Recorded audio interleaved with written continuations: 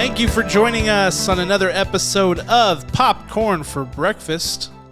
With me, as always, your co-host, Kirk. You have to power me on. Say the phrase. Kirk, turn on. Beep, boop, boop. Hello. Oh, no. This isn't... What are we doing? What is this? I am a robot, your co-host, Kirk. Beep, boop, beep, boop. Wow. That's cool, man. What is the hand? What is the glove? As you know, robots do not have real hands. This is what a robot would think. I don't think so. That's like what the hamburger helper guy would look like. That's not what a robot looks like. I am wearing a white glove that Sonic wears for his hands. We're going to be reviewing Megan later this week. And yes. One critique I have is that she has the craziest looking hands. These, flesh colored gloves that they had the actors wear. And it looks absolutely bonkers, but I didn't have a flesh colored glove cam. I didn't have time. Well, nobody does, because that's horrifying. I can honestly say I don't remember seeing or looking at her hands even one time while watching that movie. Like, not even one single time. I don't remember what happened in the rest of the movie. I was just watching her two creepy hands. Yeah, that's interesting. I'll have to go back and check that out, because I seriously had no idea. Also, as great as your robot voice is, that's not exactly what Megan sounded like. So I'm gonna deduct points for authenticity there. Oh man, well you went with more the Danger Will Robinson interpretation of a robot there. I did. And I appreciate that. I can definitely appreciate that. That's how I typically choose to play a robot. But robots are more advanced now, Kirk. They sound more like Siri than they do the Will Robinson guy. I didn't want to spoil the magic of the Megan voice for our listeners. So I just went full on classic, just garbage robot voice. Yes, I love it. So thank you for that. Kirk is right. We are reviewing Megan, or however, I mean, it's called Megan, but it's like M3GAN or whatever, because it stands for Model 3 Generation Android or something like that. Good job. And we'll be reviewing that film later this week. It is a smash hit. $12 million budget. It's already made $45 million globally in its first weekend. So that is considered a huge success. Take notes, Babylon. This is how you make money in the movie theater. Let's roast all the movies that only had like a 1% return. Yeah. So we'll be talking about that film this week on our review episode. But in this episode, we are going to be talking about something else, and it is my least favorite time of the year, Kirk, and that's because it's now time for what? What time is it, Kirk? It's time for the Golden Globes. It's time for the Golden Globes. And if you have listened to this show, you know probably a few things about me, one of them being that I hate the Golden Globes. I hate it. I hate the Golden Globes. In fact, when the Hollywood Foreign Press Association met its maker a few years ago, and it turned out that their award show didn't just suck, but it was also full of bigotry, and they went down and they were off the air, I was so happy. We had one year where they just tweeted out the Golden Globes winners, and it was the best thing ever.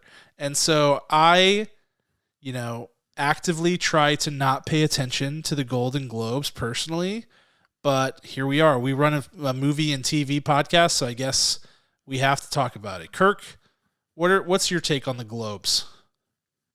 Was this the one when we first started the podcast where we did the Oreo challenge? Was this the same one? Yes, because they were golden Oreos. Yes, that's right. That is right. What a clever bit us two youngins back in 2019. Every prediction you got wrong, you had to eat a golden Oreo, which equated to a lot of golden Oreos. And Kirk, being a masochist or something, bought double stuffed. I was like, dude, what are you doing? I cannot hang with this at all. And I didn't make it very far. I made it 5 golden Oreos in, and I was done for.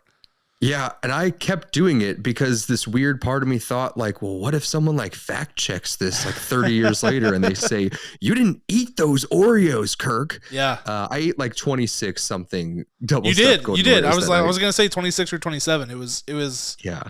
amazing to behold. You're a guy who can like do sweets though. I'm not a big sweets person. Yeah. Now if it was like potato chips or something, we'd have ourselves a contest. We should do that. I thought you were this going to time. stop at potatoes. Like If it was we were just potatoes, munching on potatoes. couple golden Idaho potatoes for the Golden Globes. Let's fire it up. But no, You heard it first. Tomorrow night, ladies and gentlemen. No. But yes, the Globes are tomorrow night. And so in this episode, we are going to reluctantly discuss the Golden Globes and everything there is to know heading into the award show. Now, it's not an irrelevant award show, okay? I have to give it credit where credit is due. It is one of the 2 or 3 major film and television award shows that is broadcast nationally along with the Emmys and the Oscars. And it is strategically placed just a couple of months before the Oscars. And so it is the first real taste we get of movie award season prior to the Oscars on a national scale. So it is that. And you get, if you're like Kirk and you like the glitz and the glamour and the pageantry, you get all that too, which I can appreciate. I understand it. So we are going to stick on the film side because I don't know, my personal opinion, and I think Kirk, we kind of agree on this, is that like the television awards are second fiddle at the Golden Globes, and really it's like the Emmys are the Emmys, and the Globes are really just kind of like for people to see if something might do well at the Oscars. That's how I view it. All right. Well, let's get into it, Kirk. Instead of what's popping this week, we're going to do Golden Globes preview so that you're all ready for the big show tomorrow night. So this is the 80th Golden Globes Awards. Here's what we're going to do, Kirk. We're going to spin through the major categories: acting, directing, best picture. We're going to spin through those. And I just want to hear observations. I don't necessarily need picks. There will be picks, and you can certainly give your pick. But I just want to hear observations. When you're looking at the slate of actors that's on the screen or the slate of films that's on the screen, what jumps out to you? Whatever. One thing to call out for listeners who may be newer fans of film or new to the Globes, because again, the Globes suck, so maybe you never watched them before, is that they do this weird thing where they split the film categories into drama and comedy or musical, because as we all know, there are only 2 types of films: films that are dramas and films that are comedies and or musicals. Isn't that right, Kirk? Facts. That's facts, right? That's lesson number 1 if you're new to film. That's all. That's important. Also, their definition of comedy or musical is shockingly strange, and it seems to get weirder every year. So we'll see if that holds true this year. So they do the acting awards that way as well, except for supporting actor. So supporting actor is everything, and then the major lead acting awards are divided into drama and comedy or musical. All right, Kirk. Just for fun. Yep. Let's get into it. Let's start with supporting actress. We've got just a stacked slate. We've got Angela Bassett for Black Panther: Wakanda Forever, the only superhero movie nominee on the table, on the ballot. Carrie Condon from The Banshees of Inisherin. Jamie Lee Curtis from Everything Everywhere All at Once. Dolly DeLeon from She Said, and Carey Mulligan for her performance. Dolly DeLeon for Triangle of Sadness, and Carey Mulligan for her performance in She Said. Kirk, what jumps out to you here in this category? That's a strong category. That's going to actually be a really just a battle to the end here. Because, contentious, yes. Yeah, I don't know. Like, they're all, not to diminish anyone's skill or talent or longevity in the business, they're just all very good in their performances. I've seen most of these, and it's going to be not a bloodbath, but it'll be exciting whoever wins in this particular category. Yeah, the one thing that jumps out to me is, and this is no disrespect to Jamie Lee Curtis, it's just, it feels to me because the Globes is much more, in my opinion, of a popularity contest than the Oscars. There's still a lot of politicking involved in the Oscars, but with the Globes, it really is just kind of a popularity contest where it seems like the Hollywood Foreign Press Association, if they don't like they haven't seen the movie, they're just going to vote for the person whose name they recognize. And True. I feel like, no disrespect to Jamie Lee Curtis, but I feel like her fellow cast member, Stephanie Sue, should have been the one to be nominated for supporting actor for that film, for Everything Everywhere All at Once. I just feel like if you're gonna, I mean, obviously you've got Michelle Yeoh holding it down in the lead role, Ke Huy Quan, who's nominated later. We'll talk about him in supporting actor. But if you're looking for another performance, Jamie Lee Curtis has a really fun role in that movie, but I think the one who's kind of steals the show is Stephanie Sue to me. Yeah, Stephanie Sue, great point. She 100% drives that movie. You got Michelle Yeoh in the driver's seat, and sitting on her lap, is Stephanie Sue. So it has to be that Jamie Lee Curtis has not given a stellar performance, in quite a while. And I think people were super surprised by her, that they're like, holy cow, look at her. She's having fun. She is just like diving into this. That might be the reason that she's sitting here today. I do not anticipate her being anywhere near the best actress category or best supporting actress category at the Academy Awards, but whatever. It's not offensive that she's there, but you have an absolute valid point. Yeah, and I feel like looking around this category, I mean, Carrie Condon is perhaps the favorite here, just based on all of the performances. But Angela Bassett absolutely acts her tail off in Wakanda Forever and gives a really powerful performance. And I haven't seen She Said yet. It's actually now streaming on Peacock, so I plan to rectify that in short order, as I'm sure you do as well, Kirk. But Dolly DeLeon in Triangle of Sadness, if she wins the Golden Globe for that award or for that role, that will be, I think she would personally find that hilarious, because it's such a hilarious part. Like, it is the most insane satirical role that there is, and I just would love that for her. And I think all these women are absolutely deserving of whoever gets it, like you said, but there are some great storylines depending on who takes it home, I think. Absolutely. All right, let's move over to the males. Let's talk about Best Supporting Actor. We've got two actors from The Banshees of Inisherin in this category, being Brendan Gleeson and Barry Keoghan. Brad Pitt for his performance in Babylon. Ke Huy Quan, who I just mentioned, from Everything Everywhere All at Once. And Eddie Redmayne for The Good Nurse, which was that Netflix. Exclusively on Netflix, Kirk?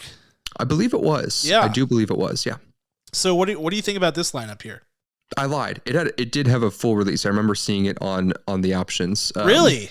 I don't know if it released the same weekend. It might have premiered at Netflix and a small subset of theaters, and then expanded for a wider release. I do know that it was available in our theater here in Middle America. So yeah, they must have thought it could get some Oscars play, Yeah. I mean, I prefer Jessica Chastain's performance to his most days, but Agreed. It was kind of like Jamie Lee Curtis. It was like, hey, Eddie Redmayne is back. He's kind of like really trying again. He was on autopilot for some years, and they're like, people like to see this guy in the awards circuit and in the suits and shaking hands. Let's get him up there again. He is a Best Actor winner. So yeah, this one's easy for me. These five, it's going to Ke Huy Quan for Everything Everywhere All at Once. Brendan and Barry, they split the vote, unfortunately, for Banshees of Inisherin, and Brad Pitt for Babylon didn't get good reviews, unfortunately. So it's got to go to Ke Huy Quan, because his return to cinema and to film, that's got to be it. That's for me. I wholeheartedly agree. I think it's a runaway. I would be shocked if it's anybody else, and that goes for the Oscars as well. I don't know if we'll have the same.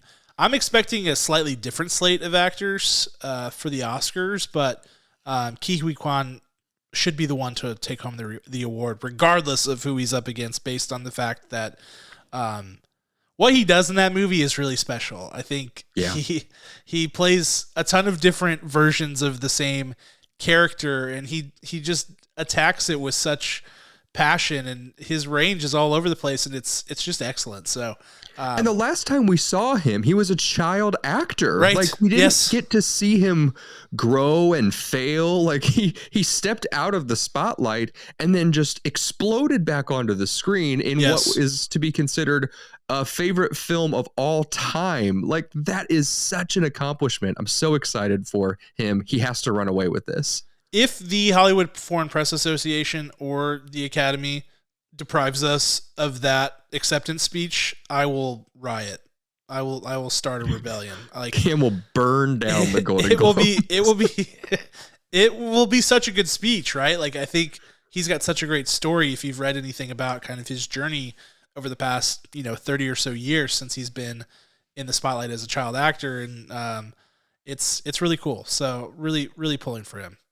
All right, we're gonna move out of Best Supporting, and this is into the awards that are divided into genre categories. Okay, so buckle up. This is where things get weird. Okay, so let's start with Best Actress, Comedy or Musical. We've got Leslie Manville, Margot Robbie, and Leslie Manville is for Mrs. Harris Goes to Paris. Yes. Margot Robbie for Babylon. Anya Taylor-Joy for The Menu, Emma Thompson, and Michelle Yeoh for Everything Everywhere All at Once. And I don't even remember the name of the film that Emma Thompson is nominated for, but this is what I'm talking about with the Globes. This is a perfect example right here. It's like Emma Thompson, everybody knows Emma Thompson, fabulous actor, has been in tons of things, does a great job. I think I've seen her most recently in Cruella, and it was like, yeah, bang on, great job, you nailed it. And so I feel like her name pops up on the list of candidates, and the HFPA is just like, yep, that sounds right, Emma Thompson. I mean, I haven't seen the movie, so I can't judge, but seriously, like, this is wacky. Yeah, her movie was a Hulu exclusive, which, that's not weird anymore. But it was a movie called Good Luck to You, Leo Grande, I don't know, something like that. It has a risque scene in it, and that was like kind of its biggest claim to fame. Like, look at Emma Thompson, look at her being vulnerable. And it's a beautiful scene. I've not seen this film. But I mean, I would have nominated her for Matilda the musical. That's just me. Trunchbull. Yes. No Matilda love in this slate. Kirk, your reaction to that? Cowards. I know it's comedy or musical. This is the perfect opportunity. I mean, they need to. It is literally both. The movie is literally both. It's both. Yes, it's a comedy and a musical. And some of these movies that they have nominated aren't comedies or musicals. So what exactly are we doing here is the question. That is the real question. But I do always wonder kind of like how they split it out, because I think that, there are a few of these that like, I just, I like, where does horror fall? Drama, I guess, because like there's, potential, in my opinion, for a Mia Goth nomination. I guess horror would fall into drama. I don't really know, but whenever you split it out into categories by genre, it just gets super weird. But for me, I really am really hoping Michelle Yeoh wins, because my opinion on the Academy Awards race is that it's Cate Blanchett and it's not close. Personally, I think, and that's, again, no disrespect to any of the other nominees, but the role that Cate Blanchett got and what she was able to do with it in Tar was insane.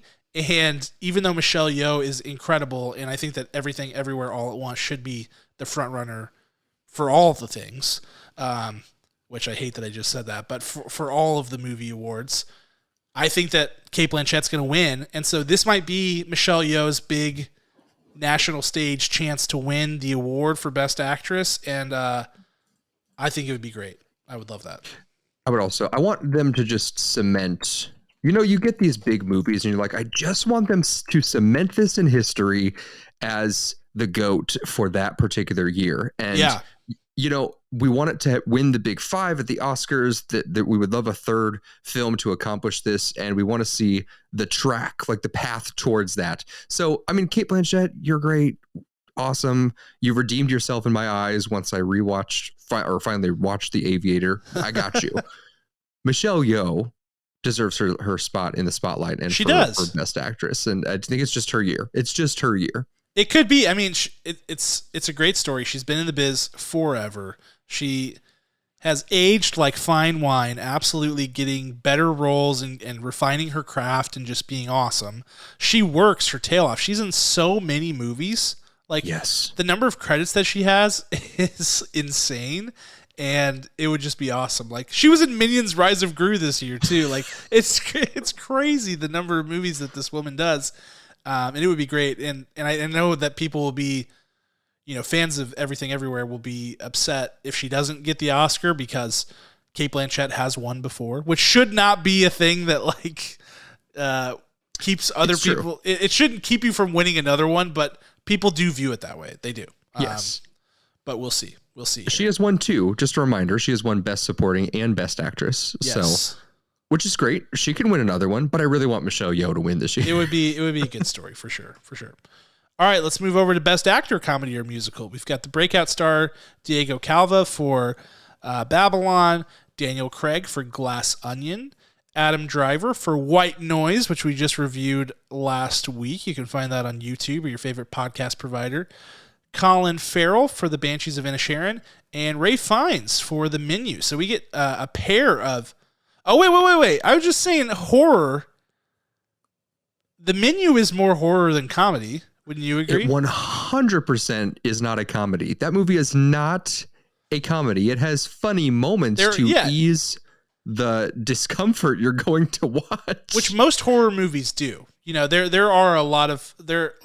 I always think of horror as kind of a subgenre of comedy personally, because it's kind of like absurdist, it's exaggerated, it makes you feel uncomfortable, it makes you react physically to what's happening. So it feels more like a comedy to me.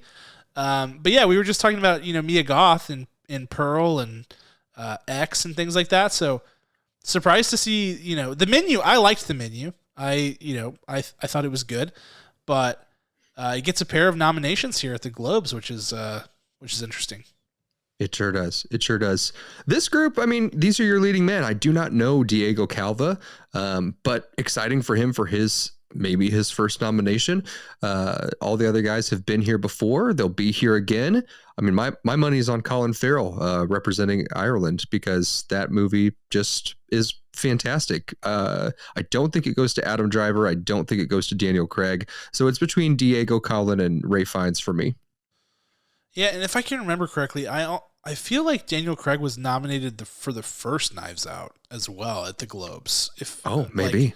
I know Ana de Armas was, and I thought maybe he was nominated as well for Knives Out, but the Globes love the Knives Out movies as it turns out, and what's not to love? They're great movies. I'm on Colin Farrell for this one. I thought he was insanely good in The Banshees of Inisherin. I think he's, if you're looking at all the male acting performances, probably not the top of the mountain, because you've got a couple of like super transformative performances at the top there that are just like built to win awards, which we'll talk about later. But Colin Farrell's performance in Banshees is awesome, funny, tragic, so many. It's so nuanced and excellent. So that's who I would give the award to as well. I have to agree.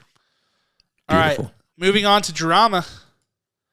Best Actress Drama. This is where the heavy hitters are right here. We've got Cate Blanchett for Tar, Olivia Colman for Empire of Light, Viola Davis for The Woman King, Ana de Armas for Blonde, and Michelle Williams for The Fabelmans. My reaction to this category, I have seen all these films with the exception of Empire of Light. The Blonde thing, first of all, that movie is horrific to watch. I do not recommend it at all. It's first of all, I don't think it's a very effective movie at delivering whatever point it is that it's trying to make. Secondly, the Ana de Armas thing is confusing to me, because she is clearly working really hard and is acting to the best of her ability, which is a very high level. She has amazing acting ability. The problem is, for me, you can still hear her accent. And I don't know, like no matter what happens, you can still hear it. And so for me, that you can't be, even if you're doing your absolute best and you're and in some ways you're totally channeling Marilyn Monroe the way that you can, it still pauses the suspension of disbelief because you can hear the accent, and so you're going, oh, that's Ana de Armas. I don't know. There's a lot of people who think that she should be up for a major award consideration, but I think if you can hear the accent and it doesn't sound exactly like the person, like, I don't know. Yeah. I don't think so. Like, I respect what she's doing there, and I think that she looked a lot like her and everything, but I don't know. Maybe I'm alone on this one. No. I mean, there are people who I think just want her to win because of the narrative of how artistic that movie is, quote unquote artistic, very subjective. I think that I don't even care I'm not seeing the movie, but I don't care if you don't nail the voice, if you get like the essence of the voice, but when you are going for it, then you have to get your vocalizations gone. If it slips out here or there, that happens. But if it's significant, like you're mentioning, then there's a problem, unfortunately. So I think that they wanted to nominate her for maybe the trauma that she endured for that movie. I heard that was a terrible shoot and very rough script. And I don't think she wins this. I think it goes to Kate. So, good work for the art, Anna, but I think Kate is just going to run away with this one as well. Yeah, I think it's Cate Blanchett by a landslide, like I said earlier. Michelle Williams is awesome in Fabelmans. Viola Davis is awesome in The Woman King. Oh my gosh, that movie is so cool, and she continues to do amazing new things, and that movie feels like something that should be like way outside her comfort zone, and the way that she just walks in and owns it is legendary. She is a living legend, and so it's stiff competition, but I think it's got to be Cate Blanchett. I really feel like it has to be.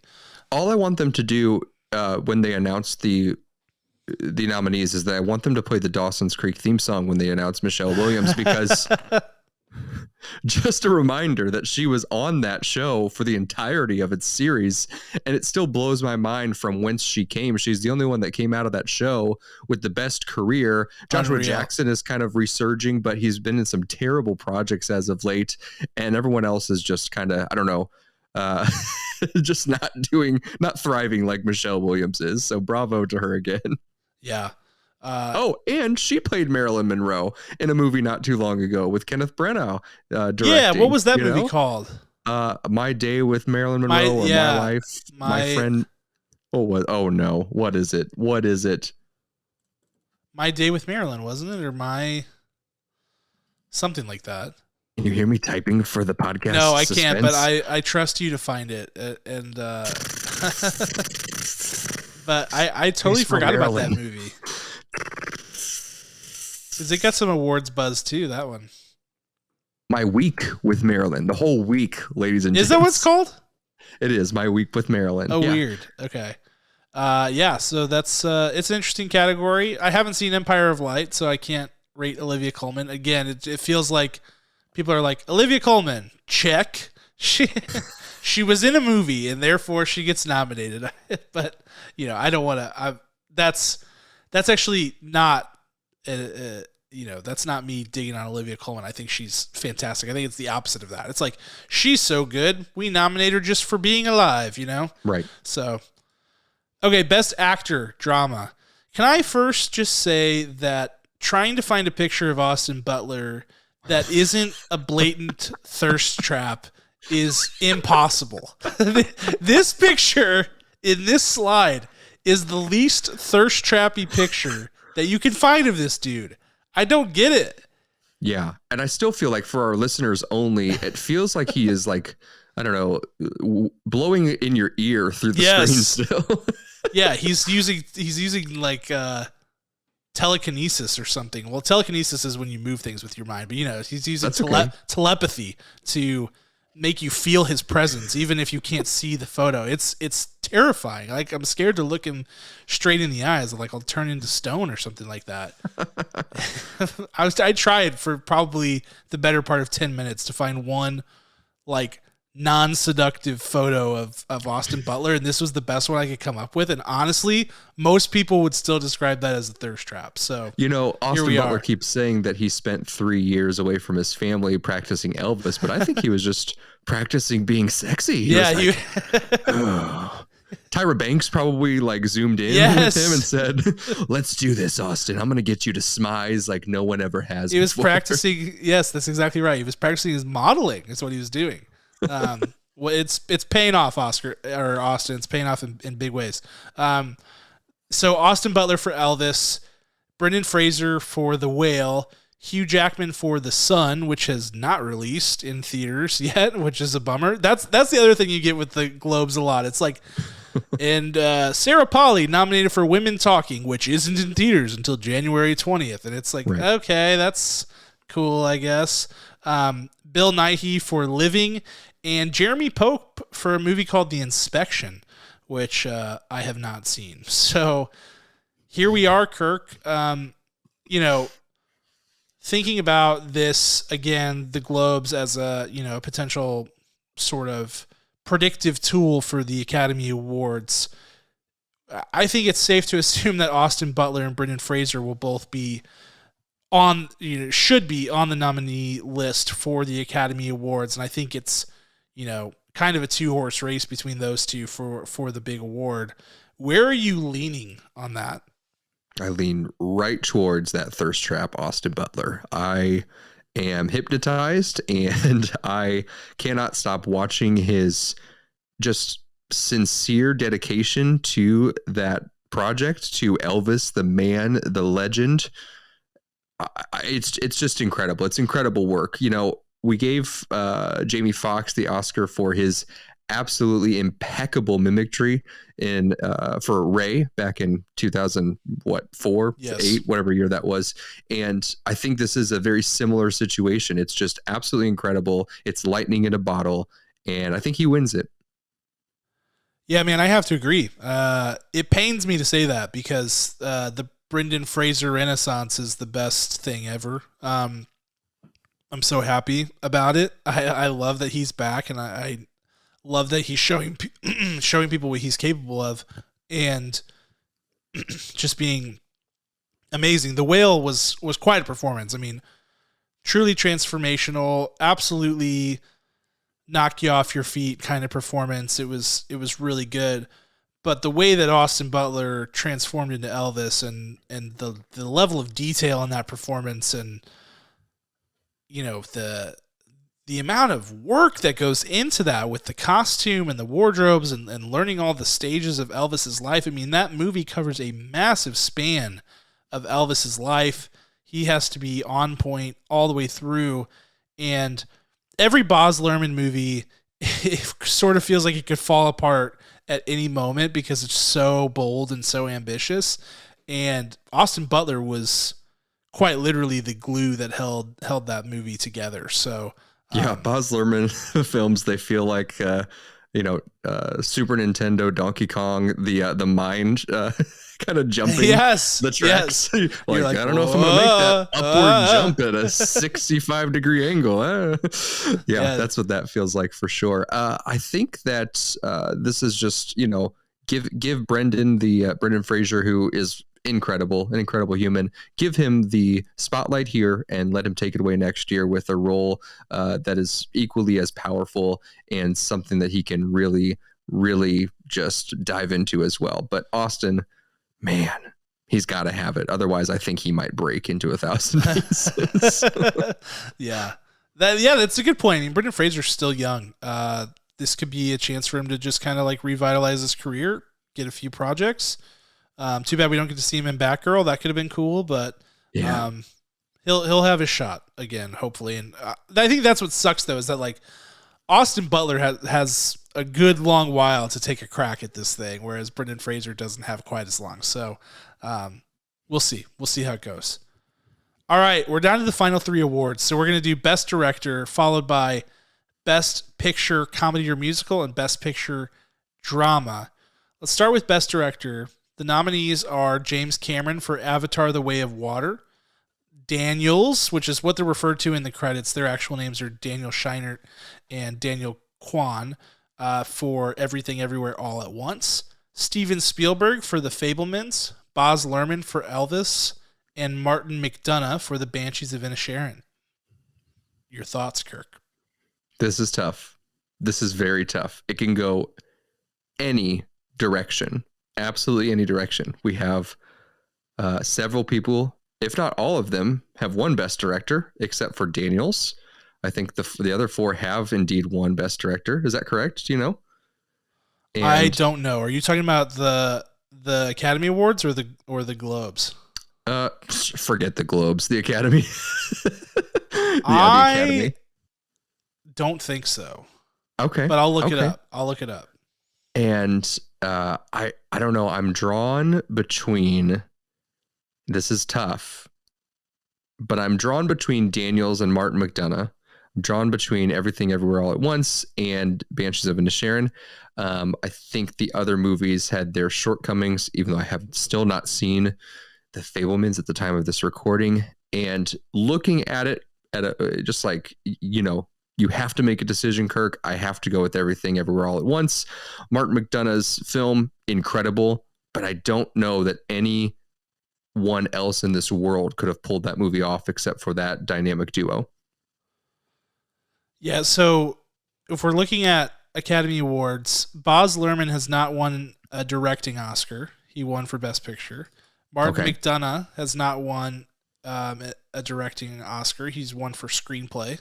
And James Cameron, I don't believe, has won a directing Oscar. Or no, wait. Hold on. Titanic, though? Did he get beat out on Titanic? Okay. Oh, wait. Titanic and... Did he win for Avatar? Hold on. Hold on, our lives are being rewritten as we speak. Hold the phone. Hold the phone here. So he won for... Spielberg's won 6 times. He won for Titanic. Yeah, Spielberg. That goes without saying. He's done the dang thing quite a few times. No, he did not. He was nominated at the 2010 Oscars for Avatar, but he didn't, wow. So in this list, officially Best Director, only Steven Spielberg. That's correct. With a win. Wow, that's incredible. Correct. And James Cameron's the only other one to have been nominated. Wow. Yeah. Wow. Yeah. So that's pretty wild. I did not anticipate that. I am a little shamefaced, but Martin McDonagh is a writer-director and emphasis on writer, I think, is what people kind of view him as, because he always writes the films that he directs and does a spectacular job at it. I'm going with Daniels here. It's quite a list of Hollywood royalty that they've got to stacked up against them here, but the movie that they pulled together is spectacular and like nothing we've ever seen before, and yet so familiar at the same time. It's magical, and they had to be exceptionally bold to make the choices that they were making in that film, and they did it. So that's what I give them credit for, is the boldness. I think there's an argument for James Cameron for the visual stuff that went on in Avatar, and the Globes loved the first Avatar. If I remember correctly, I believe Avatar won Best Motion Picture Drama at the Globes in 2010, and I'll look that up to verify, but I'm pretty sure it did. Because I remember being like, wowzers, that was surprising. All right, moving on to Best Motion Picture Comedy or Musical. The nominees are Babylon, The Banshees of Inisherin, Everything Everywhere All at Once. Is that a comedy? I would call it a drama. Nevertheless, Glass Onion, A Knives Out Mystery, and Triangle of Sadness. Kirk, what do you think of this slate? It doesn't make any sense. It is an interesting one for sure. It doesn't. Again, my thoughts, give Everything Everywhere All at Once. It's every single award. Give it everything. The rest of them, that's fine. You got nominated. That's great. Some of you will be nominated for the Academy Awards. Great. This is easy for me. Absolutely easy. There's no contest.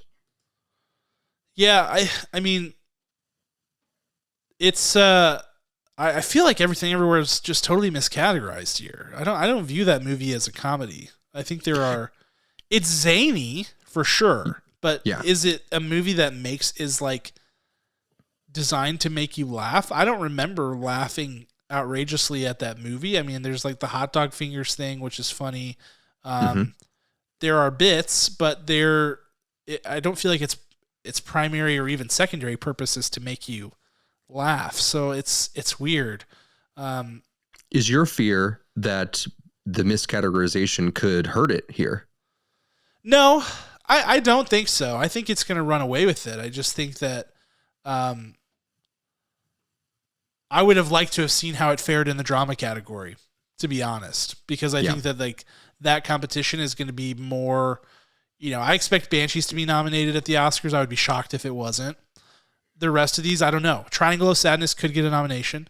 I liked that movie. Ruben Östlund does a great job directing that film. He's a very capable director.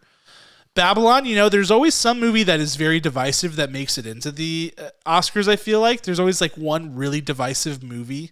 So maybe it sneaks in, given the fact that it's about kind of like old Hollywood and things like that.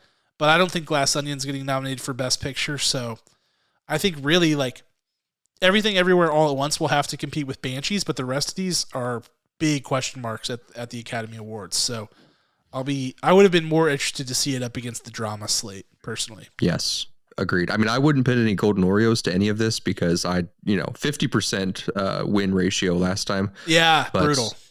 I can't do that again ever.